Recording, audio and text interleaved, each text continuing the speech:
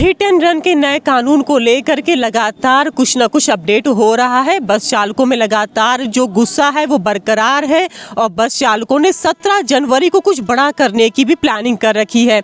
आखिर क्या करने वाले हैं बस चालक 17 जनवरी को और लखनऊ में क्या कुछ होने वाला है, पूरे प्रदेश पे क्या असर पड़ेगा, यही जानने के लिए आज हम आ गए हैं। क्षेत्रीय अध्यक्ष हमारे साथ मौजूद है मान सिंह और इनसे पूछते हैं कि अब बस चालकों की क्या आगे की योजना है और 17 तारीख को क्या बड़ा होने वाला है। आपका बहुत बहुत स्वागत है।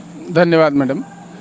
Actually ma'am, hit and run case में बहुत सी भ्रांतियाँ फैली हुई हैं, जो कि सरकार की ये जिम्मेदारी बनती है कि उन चीज़ों को स्पष्ट करे, क्लियर करे। कम से कम हमारे जो चालक भाई हैं, जो कि एक तो पहले से ही इस स्थिति में है कि हमारा विभाग इनको 8,000, 10,000, 12,000 में इनसे काम ले रहा है, उस वेतन में एक तो पहले से ही इनका परिवार का भरण पोषण नहीं हो पा रहा है, पेट नहीं चल पा रहा, तो ये अच्छी शिक्षा कैसे अपने बच्चों को दे पाएंगे और उनका भविष्य कैसे उज्जवल कर पाएंगे।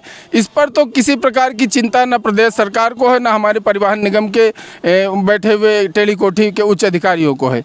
उसके बाद जो ये काला कानून लागू किया जा रहा है, जिसको विस्तार से अभी तक पब्लिक नहीं किया गया है कि इसमें क्या है, कैसे लगेगा, जो 7 लाख रुपया जुर्माना है वो किसको भरना पड़ेगा, जो 10 साल की सज़ा है वो तो चालक को ही वहन करना पड़ेगा, उसको भुगतना पड़ेगा सज़ा।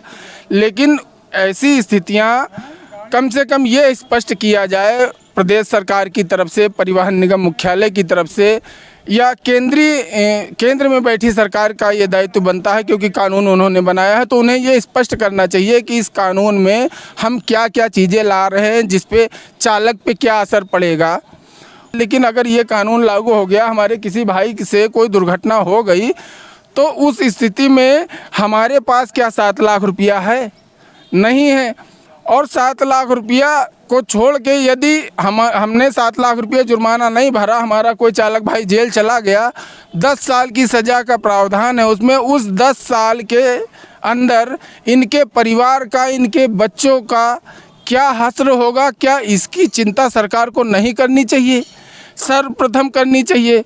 चालक, उसके परिवार, उसके ऊपर इस कानून के बाद कैसी कैसी विपत्तियां पड़ेंगी, ये सरकार को पहले सोच लेना चाहिए, कुछ विचार विमर्श कर लेना चाहिए। और ये मजदूर से भी नीचे श्रेणी में आते हैं मैडम। मैं आपको बता दूं, जो राज्य सरकार का आदेश है कि कम से कम न्यूनतम वेतन इनका 24,000 होना चाहिए। हमारे पूरे परिवहन निगम में किसी भी चालक का 24,000 रुपये वेतन नहीं है, रेगुलर को छोड़ दिया जाए। और रेगुलर हमारे यहाँ सिर्फ और सिर्फ 6% है। जैसा कि पूर्व से भी जो कानून लागू था उसमें भी सज़ा का प्रावधान है, लेकिन उसमें ये होता था कि पहले चालक की ज़मानत होगी, फिर वाहन की ज़मानत होगी और तत्काल चालक की ज़मानत हो जाती थी, चालक अपने कार्य पे लौट जाते थे और उनके परिवार का भरण पोषण होता रहता था।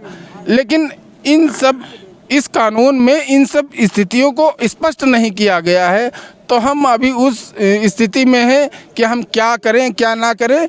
अभी इस पे हम लोग विचार कर रहे हैं, डिपो जाकर, क्षेत्र जाकर इस प्रकार से विचार कर रहे हैं।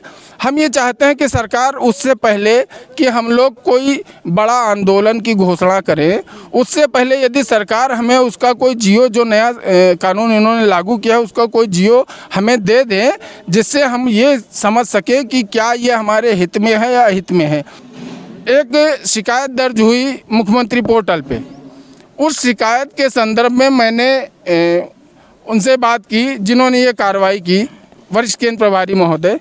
उस पर उनका ये था स्टैंड कि ये तो संविदा का आदमी है, अभी मैं इसकी संविदा समाप्त कराऊंगा, नौकरी खाऊंगा इसकी।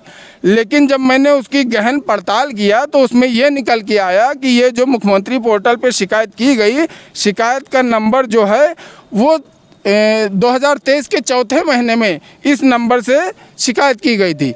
उस नंबर का दुरुपयोग करके आज की डेट में 2024 के 3 तारीख को, 3/1/24 को उस शिकायत के नंबर को दर्ज करके एक कर्मचारी पे कार्रवाई कर दी जा रही है, जिसके लिए मैं 3 तारीख से लेकर आज तक निरंतर मैं पत्राचार कर रहा हूं। सहायक क्षेत्रीय प्रबंधक को मैंने इसकी कॉपी दी, क्षेत्रीय प्रबंधक महोदय से बात की और थक हार के आज मैंने प्रबंध निदेशक महोदय को इसकी कॉपी भेजी है।